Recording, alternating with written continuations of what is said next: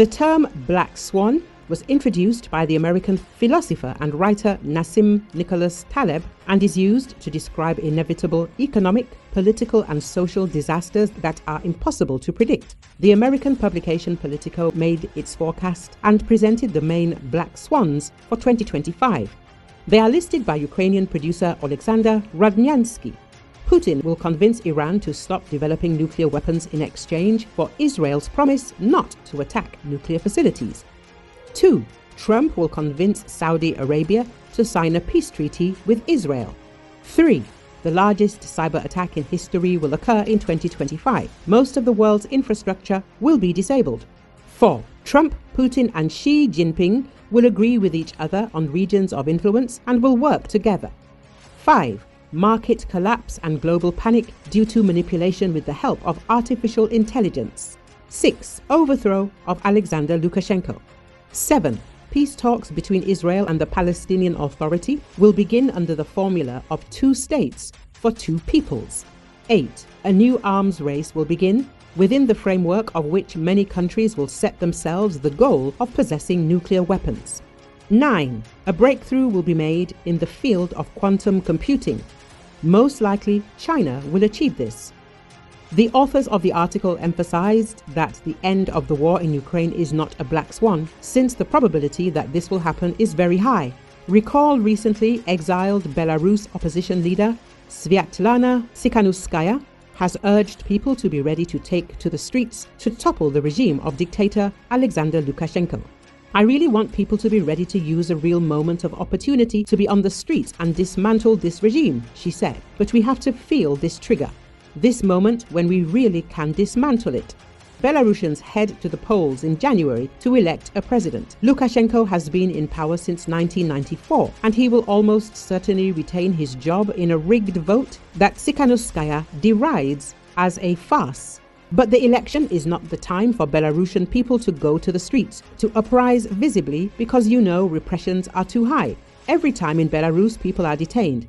And you just don't see it. Tsikhanouskaya ran for president after her husband, a leading opposition candidate, was arrested and jailed during the 2020 election campaign. The vote sparked mass protests that nearly caused Lukashenko's downfall, but that were eventually crushed in a brutal Russia-backed campaign to suppress opponents. Tsikhanouskaya fled Belarus shortly after and has since lived in exile in Lithuania. I believe in democracy, but you have to have courage to use all your tools to fight with dictators, she said.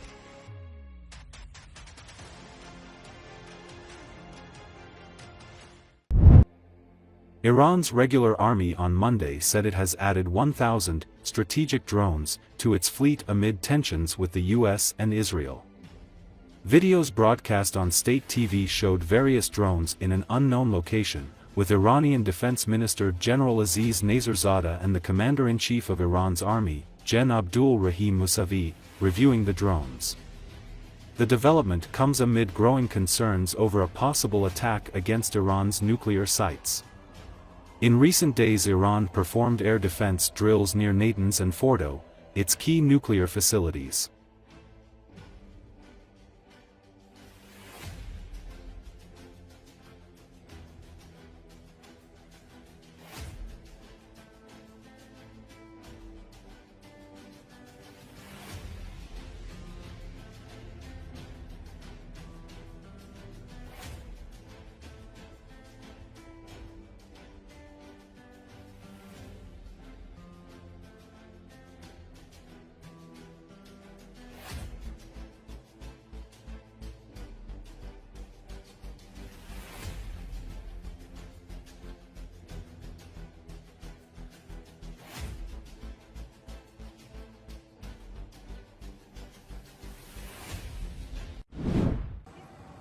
An emergency task force arrived in Russia's southern Krasnodar region on Sunday after an oil spill in the Kerch Strait from 2 storm-stricken tankers continues to spread a month after it was first detected, officials said.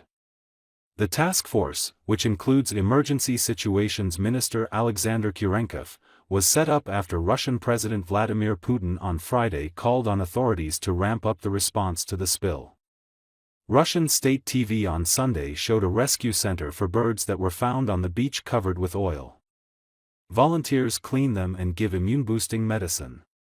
The Emergencies Ministry said on Saturday that over 155,000 tons of contaminated sand and soil had been collected after oil spilled out of 2 tankers during a storm 4 weeks ago in the Kerch Strait, which separates the Russia-occupied Crimean Peninsula from the Krasnodar region. Russian-installed officials in Ukraine's partially Russian-occupied Zaporizhia region said on Saturday that the mazut, a heavy, low-quality oil product, had reached the Berdyansk Spit, some 145 kilometers, 90 miles, north of the Kerch Strait. It contaminated an area 14.5 kilometers, 9 miles, long, Moscow-installed Governor Yevgeny Balitsky wrote on Telegram.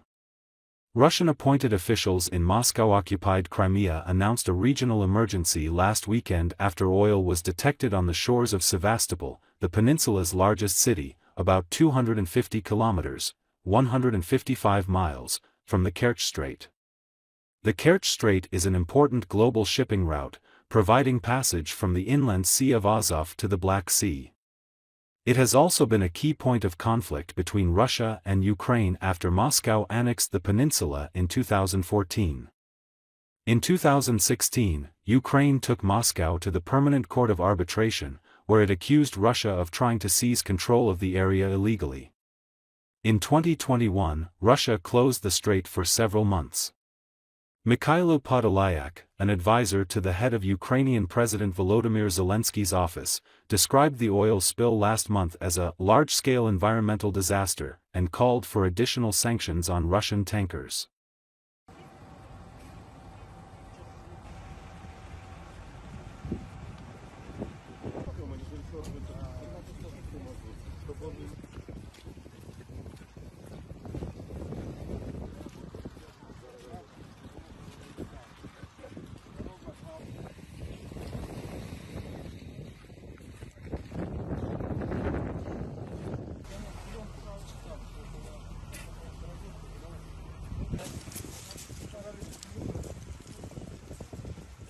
Перво-наперво нужно будет пробить дорогу вот к этому судну. Да, расстояние заметное, вот в ближайшие сутки мы этим займемся. Вот буквально сейчас принимается решение, как это сделать, какими силами и какими возможностями. Вот прямо сейчас. Если получится, за этот же срок полностью обвести его по кругу, скажем так, его присыпать.